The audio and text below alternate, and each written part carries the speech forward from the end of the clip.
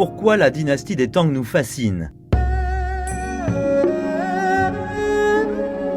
Dans cette série de podcasts, nous allons redécouvrir la dynastie des Tang et essayer de comprendre comment cet empire est devenu le plus prospère, international et innovateur pays du monde, en léguant à l'humanité le riche patrimoine qui nous est parvenu jusqu'à aujourd'hui.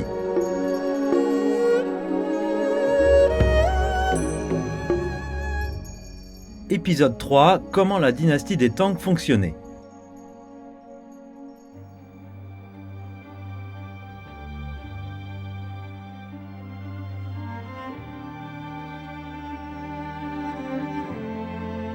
Pour gérer un empire de la taille de celui des Tang, il fallait une administration réellement compétente. Autrement dit, il fallait établir une bureaucratie solide et fiable. De nos jours, la bureaucratie a très mauvaise réputation. Le terme est synonyme d'incompétence et d'immobilisme. Mais à cette époque, en Chine, la bureaucratie était considérée de manière tout à fait positive. Il s'agissait d'un système administratif centralisé qui faisait tourner les bureaucrates, ceux-ci ayant été choisis en fonction de leur qualité intellectuelle. Ces fonctionnaires étaient souvent affectés en dehors de la capitale pour occuper les postes de gouverneurs dans les régions. Ils arrivaient en général à réprimer, sinon au moins à contenir le pouvoir des seigneurs locaux. Pour leur efficacité et leur comportement civilisé et correct, ces officiels étaient mieux appréciés que les seigneurs locaux auprès des paysans.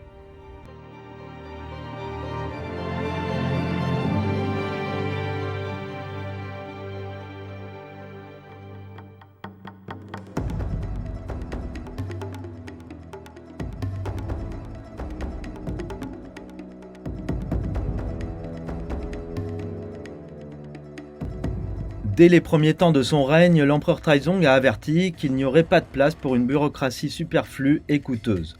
Son administration devait être réellement opérationnelle et tourner avec exactitude, comme une machine bien rodée.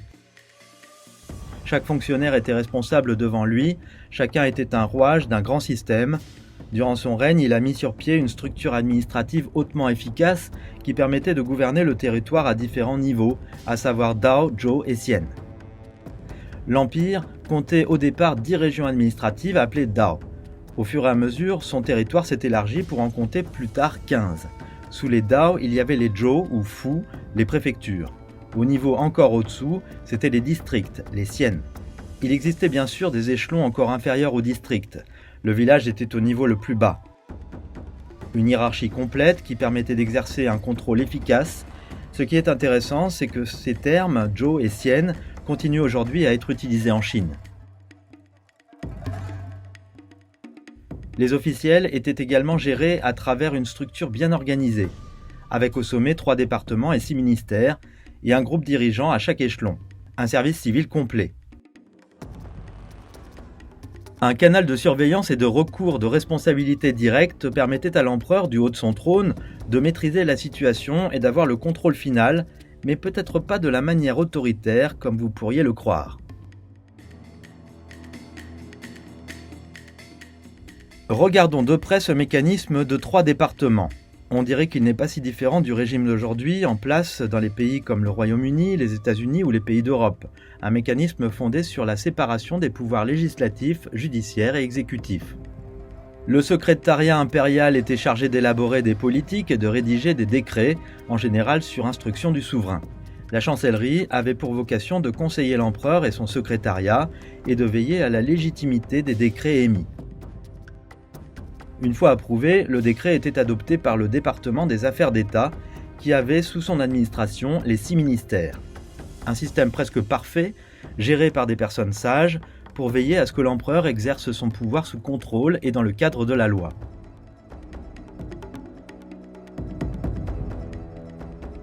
Mais alors que faisaient les 6 ministères?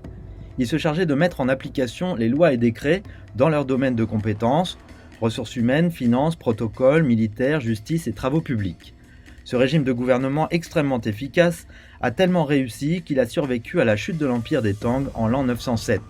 Et est devenu un modèle à suivre pour les dynasties suivantes. Ce régime a même été recopié dans des pays voisins, dont le Vietnam et la Corée. L'empereur Taizong a en effet emprunté ce modèle politique à la dynastie des Sui, celle qui avait précédé les Tang, mais il l'a amélioré et l'a hissé vers la perfection. Ce régime à 3 pouvoirs a permis de consolider la fondation de l'État, de poser des limites au pouvoir de l'empereur et de contrer les pouvoirs des seigneurs de guerre et des forces régionales. Certes, le dernier mot revenait toujours à l'empereur. Heureusement que celui-ci était en général assez lucide pour comprendre qu'il était capable de commettre des erreurs. Venez avec moi, je vais vous montrer quelque chose.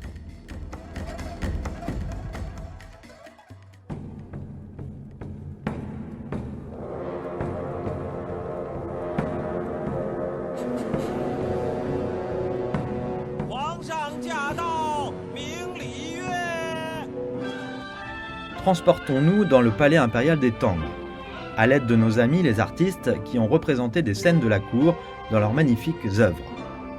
Parmi les innombrables tableaux datant des Tang, il y a les célèbres portraits des 24 ministres loyaux signés Yen Liben.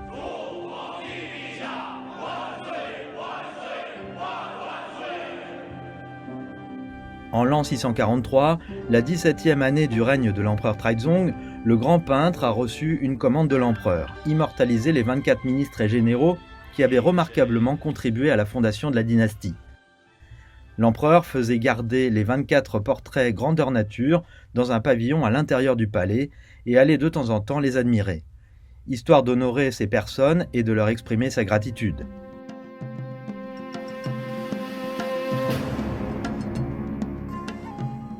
Avec cette remarquable machine administrative, tout devait rouler sans aucun problème.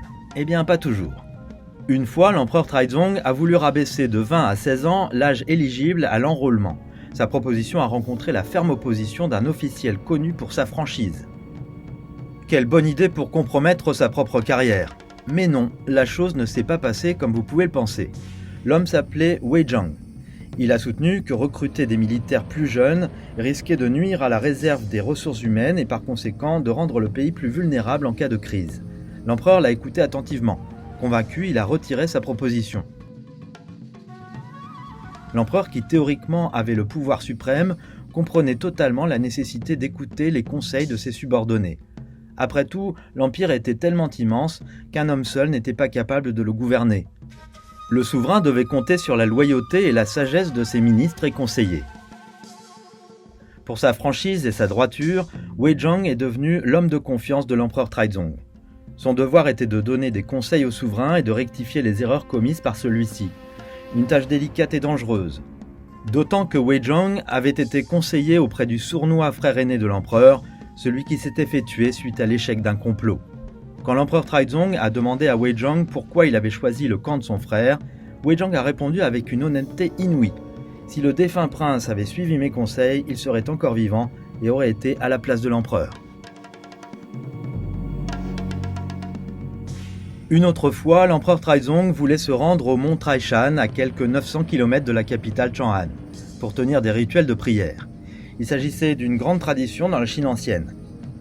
Un souverain glorieux devait aller en pèlerinage sur ce mont et organiser une grande cérémonie appelée Fengshan, histoire d'être sacré par le ciel. Wei Zhang s'y opposait. L'empereur a protesté, donnant pour argument ses nombreux exploits, installer la paix, refouler les attaques de barbares, développer l'agriculture, etc. Wei Zhang a répondu: Malgré tous les succès de votre majesté impériale, nous continuons de souffrir du désordre légué par la dynastie des Sui. La population a grandement décru et peine à recouvrer la vitalité. Les greniers sont encore vides. Si votre majesté se déplace vers le mont Taishan, le millier de chevaux et de chars de votre cortège aura besoin d'être nourri et approvisionné là où vous serez. Il sera difficile pour les gouvernements locaux de vous ravitailler.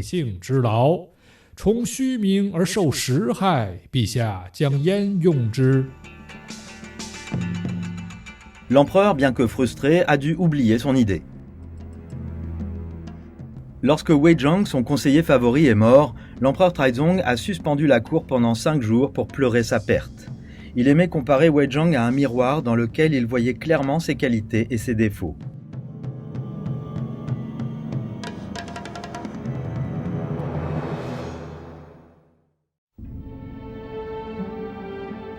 Deux facteurs majeurs ont contribué au succès du système administratif des Tang.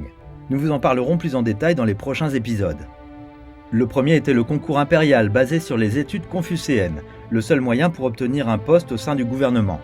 Le concours devait permettre de repérer les éléments les plus intelligents et les plus compétents et les admettre dans la fonction publique.